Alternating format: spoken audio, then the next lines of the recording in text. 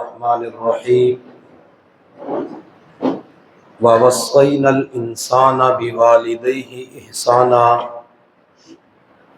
قال النبی صلی اللہ علیہ وسلم سعد فی الجنہ او کما قال علیہ الصلاۃ والسلام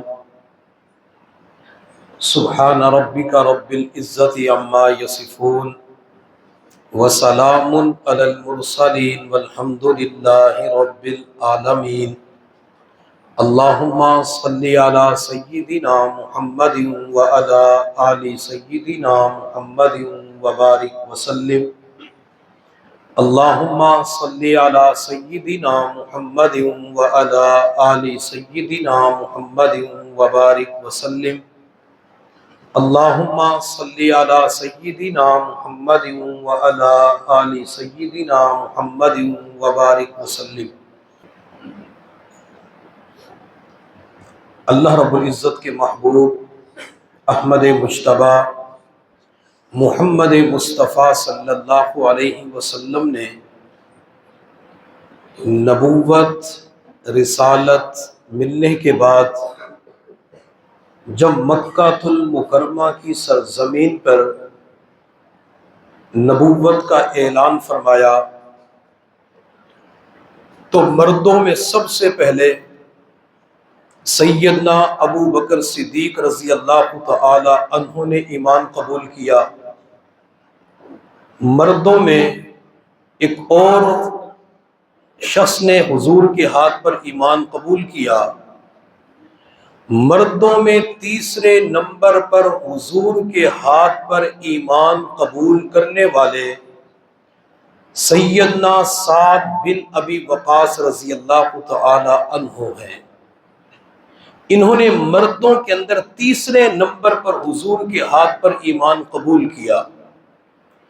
حضرت سعد بن ابی وقاص رضی اللہ تعالی عنہ یہ رشتے کے اندر حضور صلی اللہ علیہ وسلم کے ماموں لگتے ہیں، چونکہ ان کا تعلق قبیلہ بنی زہرہ سے تھا اور آپ صلی اللہ علیہ وسلم کی والدہ سیدہ آمنہ ان کا تعلق بھی اسی قبیلہ بنو زہرہ سے تھا۔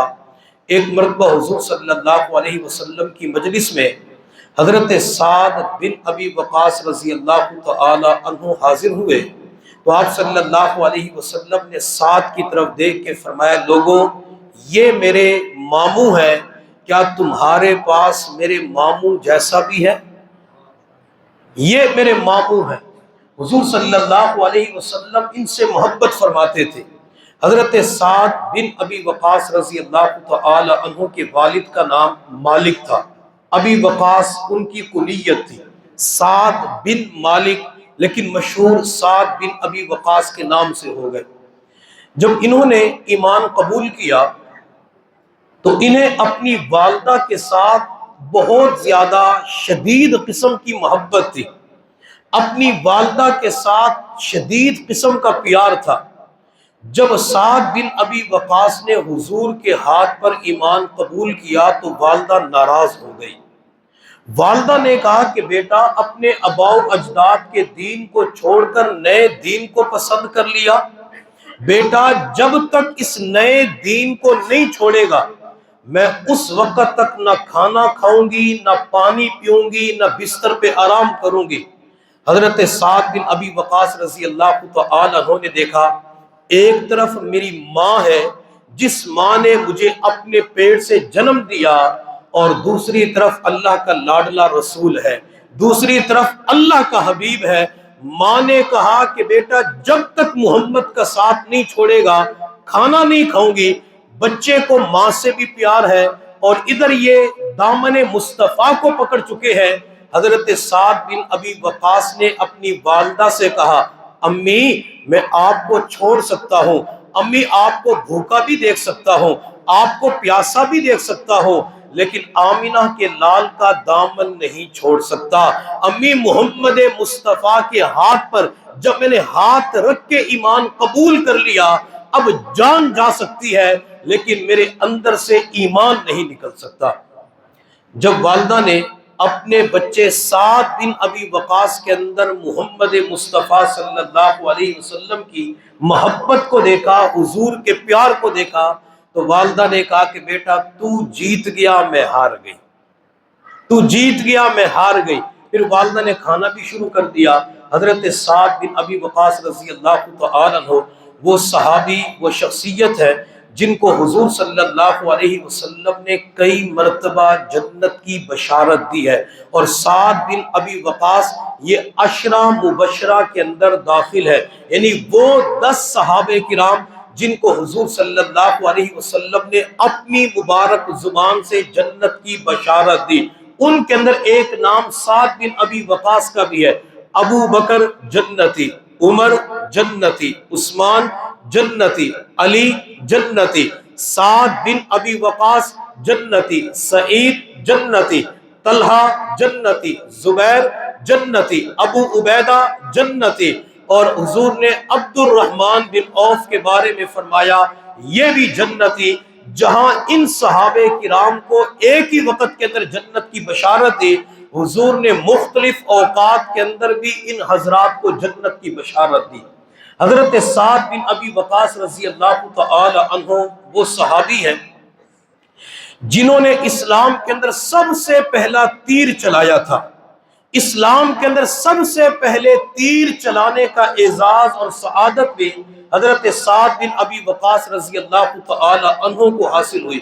حضرت سعد بن ابی وقاص کے بارے میں آتا ہے حضور صلی اللہ علیہ وسلم ایک مرتبہ جہاد کے سفر سے مدینہ کی طرف واپس تشریف لے جا رہے تھے۔ راستے کے اندر حضور نے پڑاؤ ڈالا۔ سیدہ عائشہ صدیقہ رضی اللہ تعالی عنہ فرماتی ہیں میں اس سفر میں حضور کے ساتھ تھی، آپ صلی اللہ علیہ وسلم کے ساتھ خیمے کے اندر تھی، تو حضور صلی اللہ علیہ وسلم نے رات کے وقت میں فرمایا کاش کوئی ایسا بندہ ہوتا جو آج میرے خیمے کے باہر کھڑے ہو کر پہرا دیتا۔ حالانکہ حضور کو پہرے دار کی ضرورت نہیں تھی، رب نے قرآن کے اندر فرما دیا واللہ یعصمک من الناس، محبوب میں آپ کی لوگوں سے حفاظت کروں گا، میں آپ کو لوگوں سے بچاؤں گا۔ اب ادھر حضور فرماتے کاش کوئی بندہ ہوتا جو آج خیمے کے باہر کھڑے ہو کے پہرا دیتا اور میں سکون سے آرام کی نیند کرتا۔ حضرت عائشہ صدیقہ فرماتی ہے حضور نے یہ جملہ ارشاد فرمایا، پھر حضور نے کسی کو حکم نہیں دیا کہ میرے خیمے کے باہر کھڑے ہو کے پہرا دینا ہے۔ تھوڑی دیر کے بعد حضور کے خیمے کے باہر کسی کے چلنے کی آواز آئی۔ سیدہ عائشہ صدیقہ فرماتی ہے میں خیمے کے دروازے کے قریب گئی اور میں نے جا کے پوچھا تم کون ہو، کہاں سے آئے ہو؟ تو باہر سے جواب آیا امی جان میرا نام سعد بن ابی وقاص ہے، تم کیسے آ گئے، یہاں کیا کر رہے ہو؟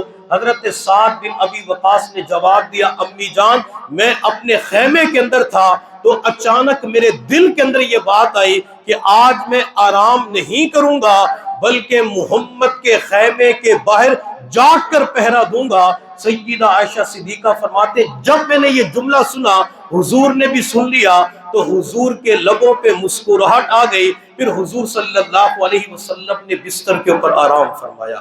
ادھر حضور کی چاہت تھی، تمنا تھی کہ اللہ کسی کو میرے دروازے پہ بھیج دے، کوئی آ کے پہرا دے۔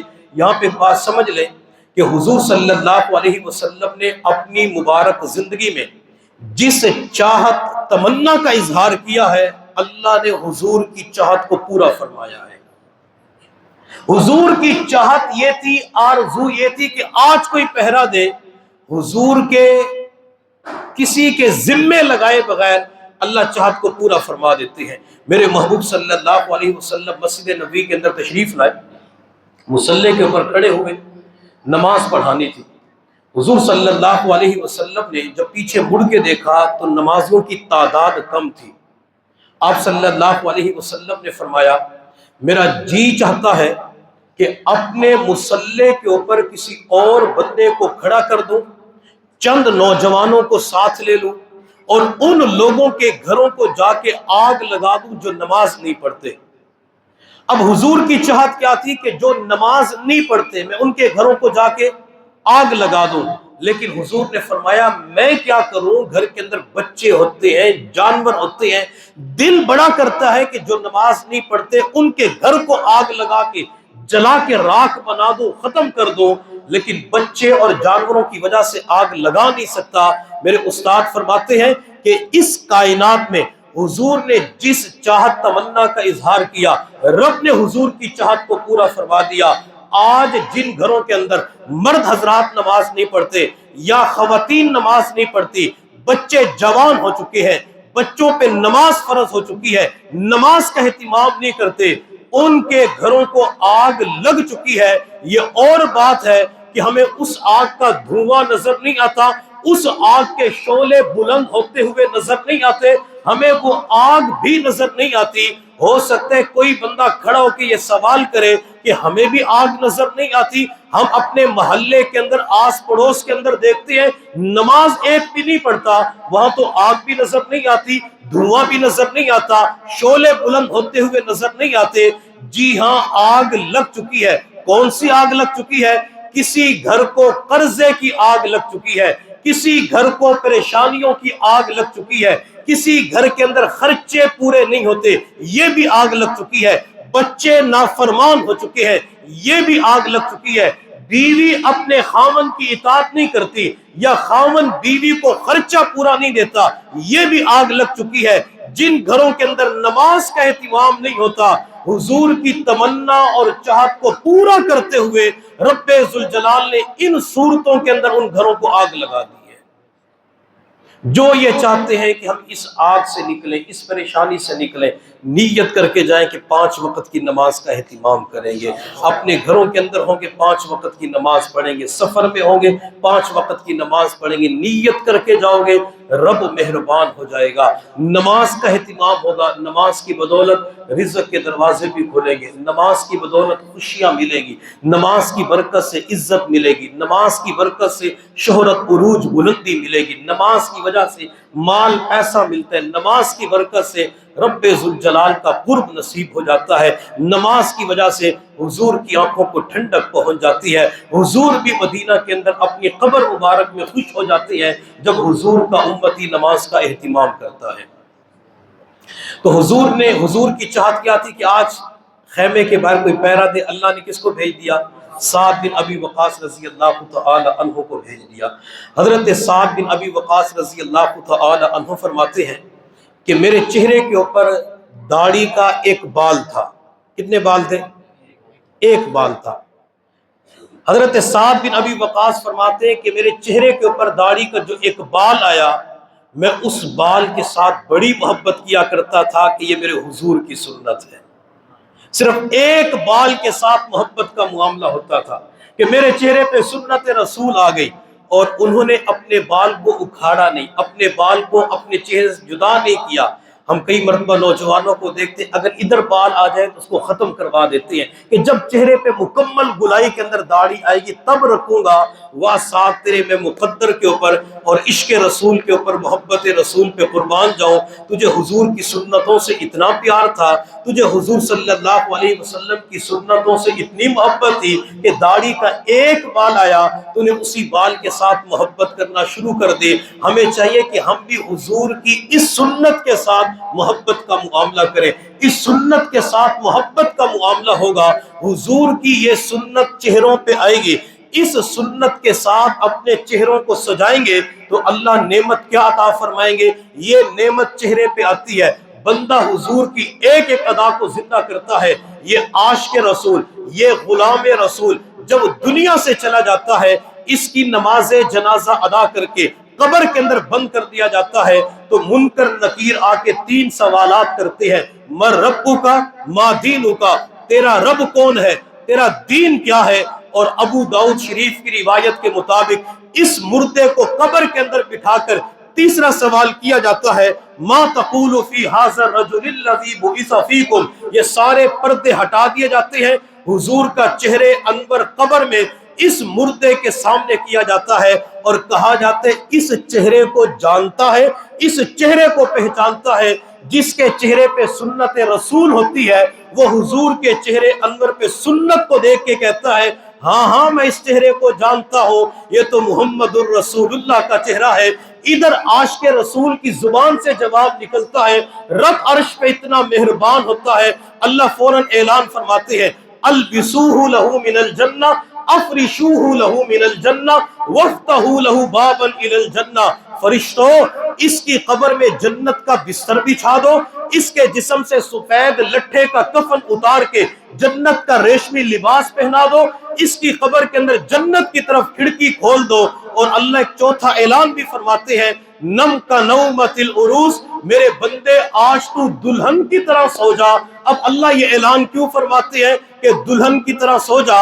ہم معاشرے کے اندر دیکھتے ہیں جب لڑکا شادی کر کے کسی لڑکی کو دلہن بنا کے گھر کے اندر لے آتا ہے تو کئی مرتبہ لمبے سفر کی وجہ سے دلہن کو نیند آ جاتی ہے، اپنے کمرے کے اندر لیٹ جاتی ہے۔ اب اس دلہن کا جو محبوب ہوتا ہے وہ اسے اٹھانے کے لیے جاتا ہے، یہ اپنی دلہن کو اٹھاتا ہے، ادھر دلہن کی آنکھ کھلتی ہے تو محبوب کے چہرے پہ نظر پڑتی ہے۔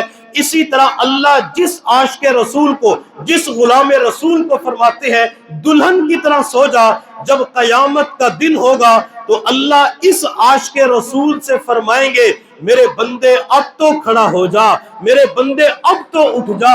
جب رب کی طرف سے اعلان ہوگا عاشق رسول اپنی قبر سے اٹھے گا تو اس کی نظر سب سے پہلے رب ذوالجلال کے چہرے انور پہ جائے گی۔ میں نے آپ کو بتا دیا اگر کوئی یہ نعمت حاصل کرنا چاہتے تو چہرے کو سنت رسول سے سجائیں۔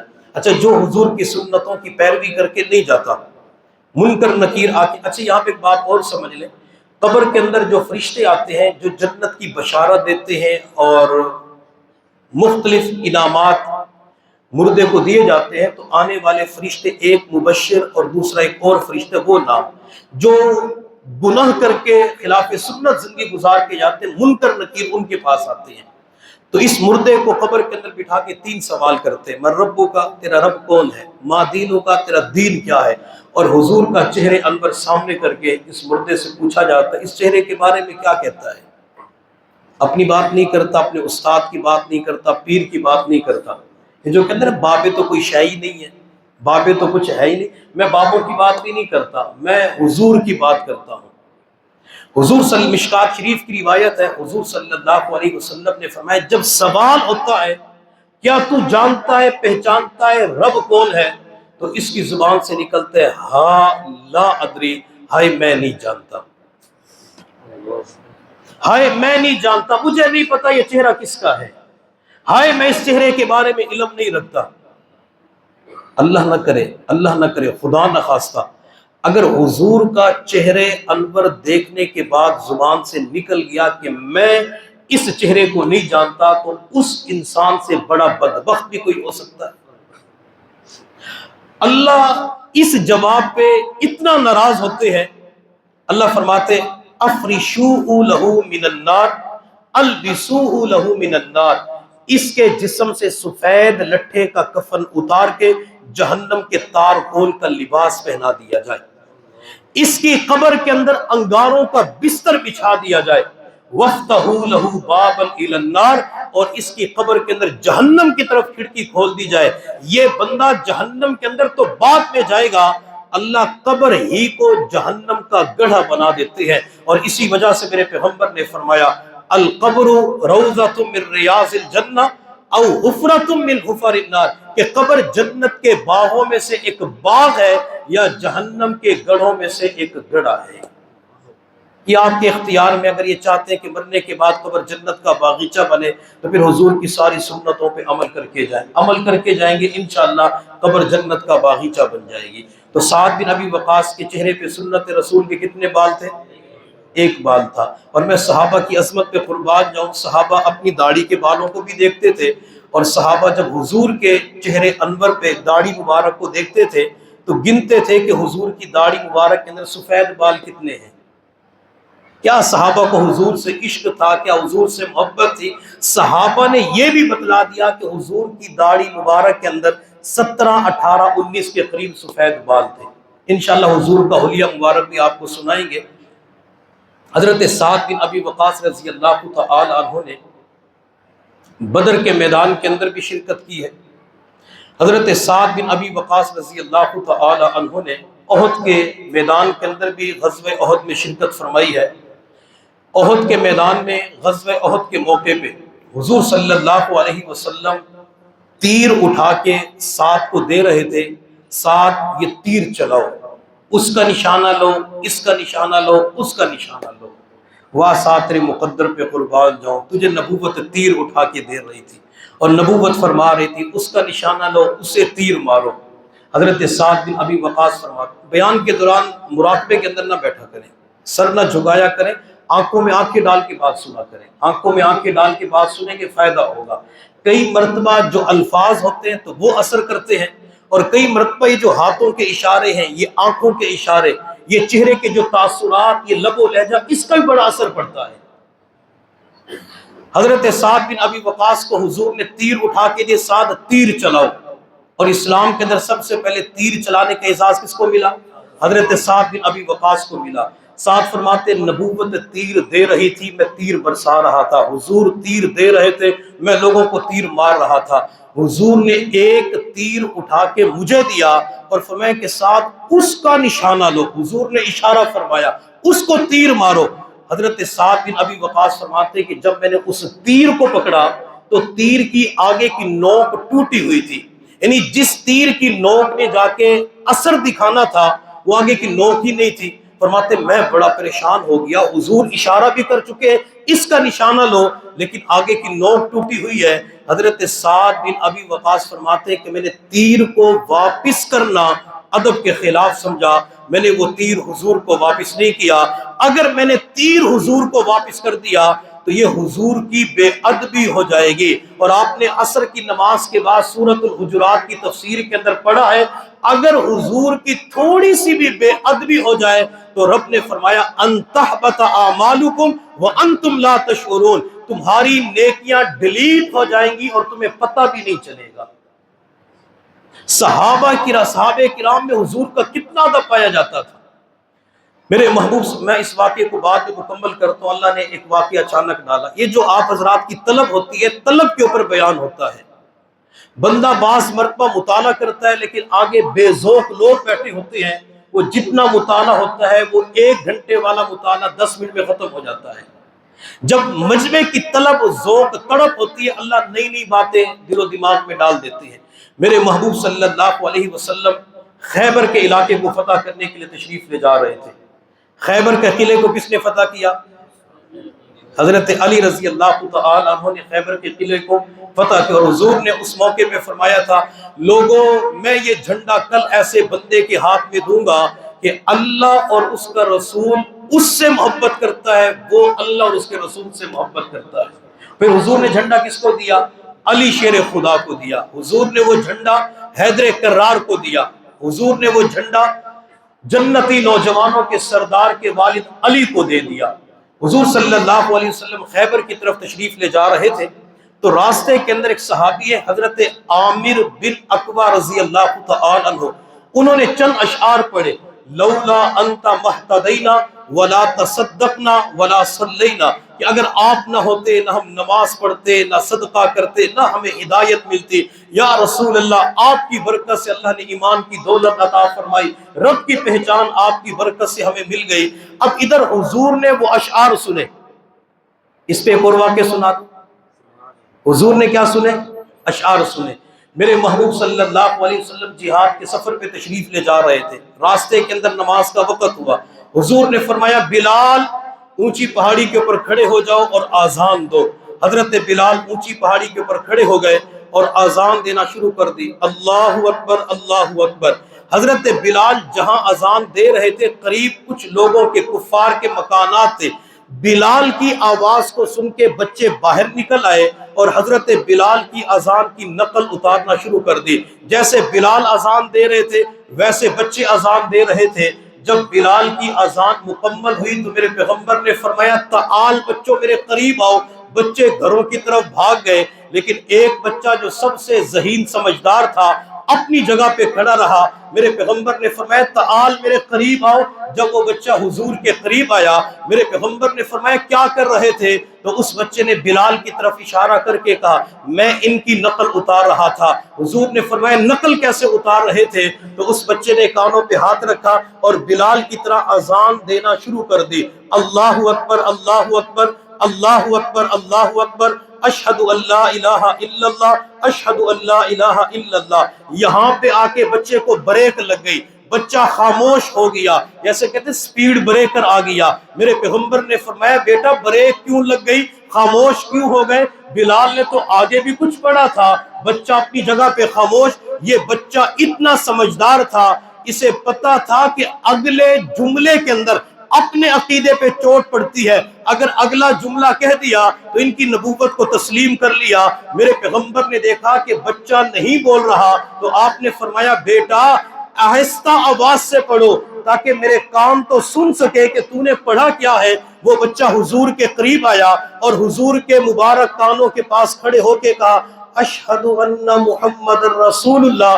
ادھر بچے کی زبان سے جملہ مکمل ہوا. میرے پیغمبر نے فرمایا جا بیٹا اپنے گھر چلا جا، امی انتظار کر رہی ہوگی، ابو انتظار میں ہوں گے. بچہ عشق رسول کے اندر جواب دینے لگا.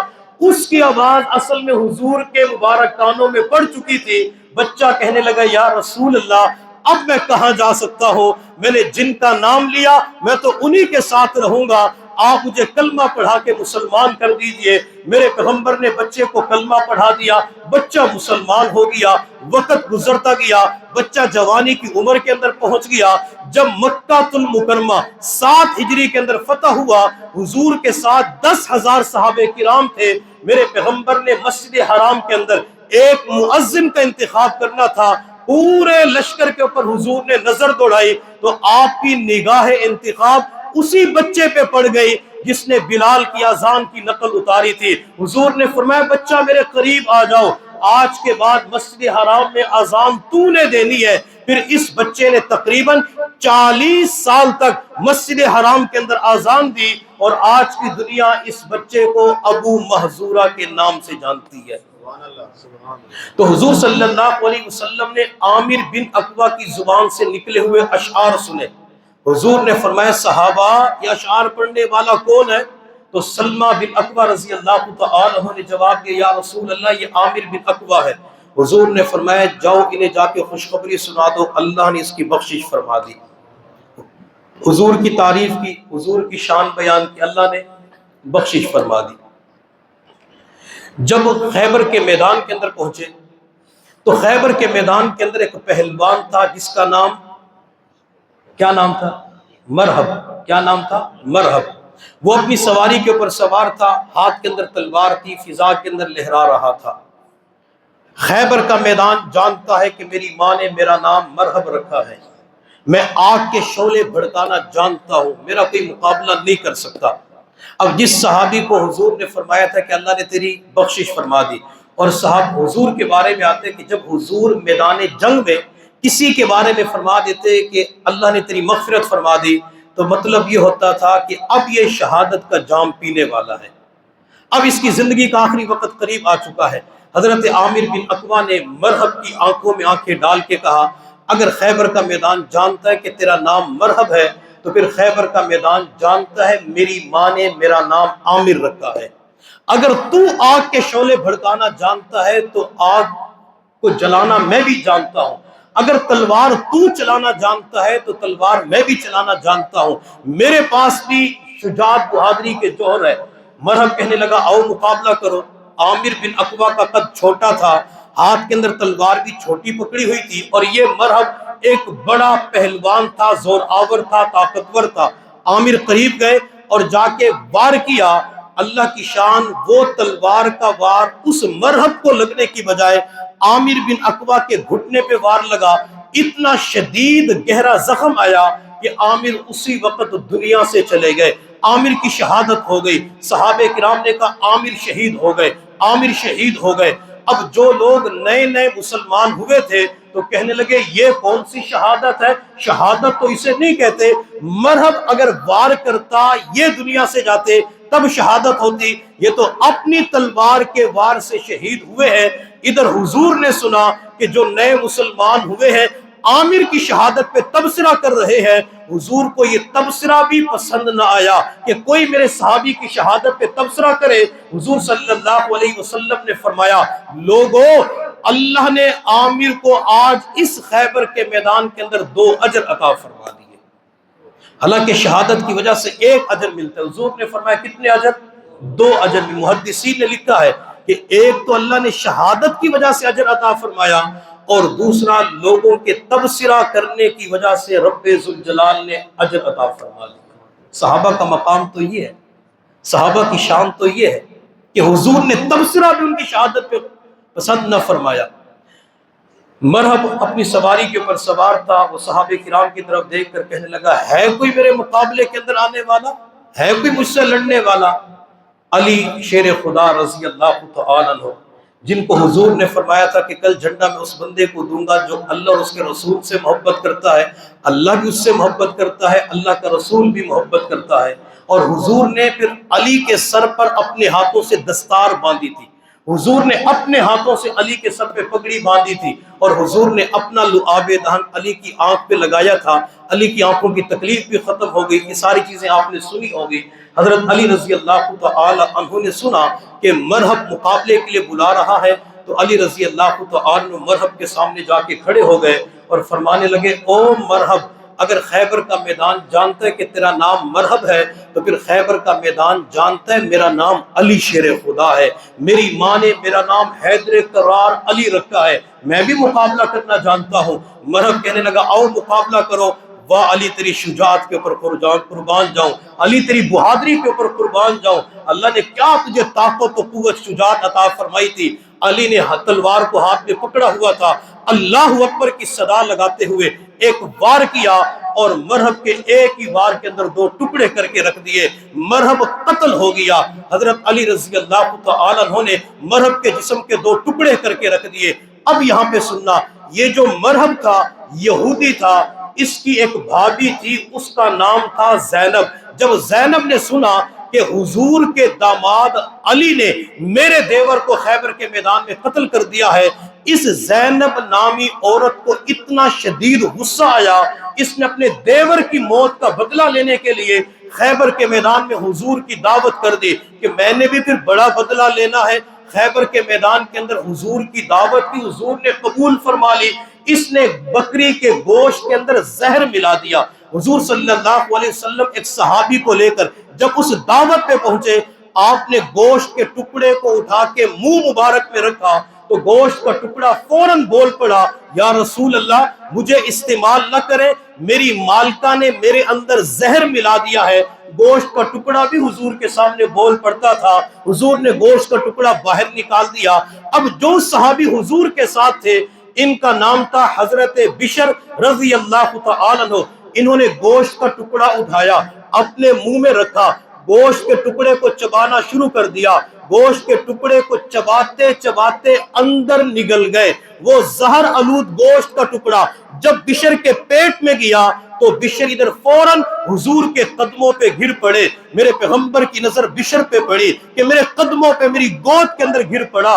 حضور نے فرمایا، بشر، کیا تجھے پتا نہیں چلا اس گوشت کے ٹکڑے کے اندر زہر ملایا گیا ہے؟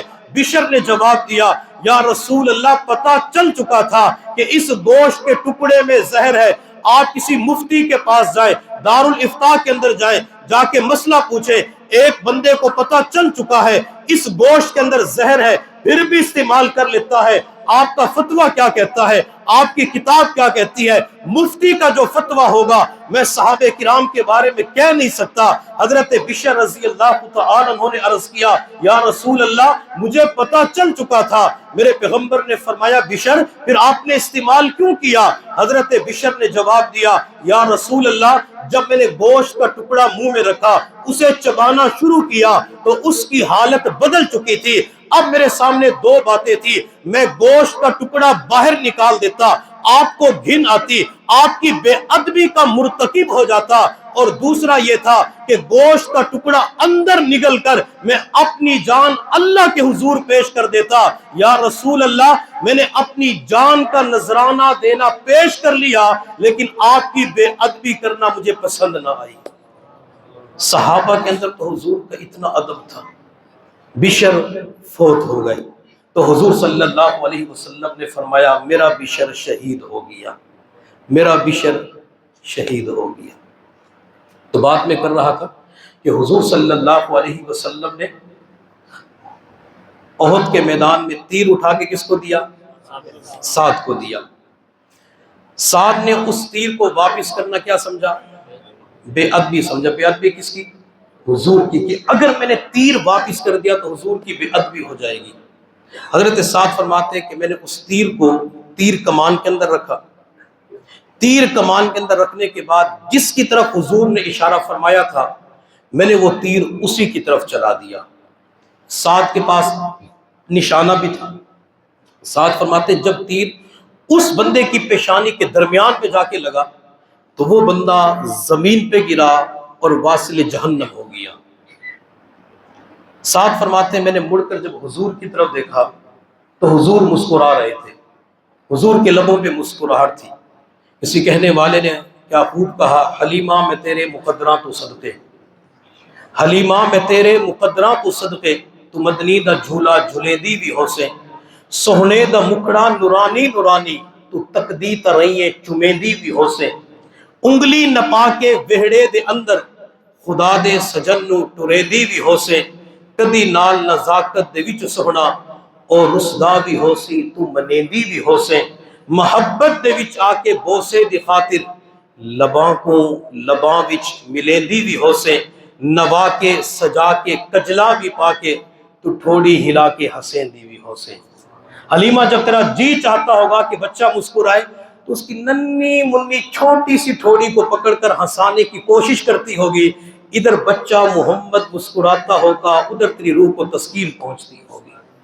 کسی اور نے کیا خوب کہا، کینو حور پسند کینو نور پسند، نہیں سننے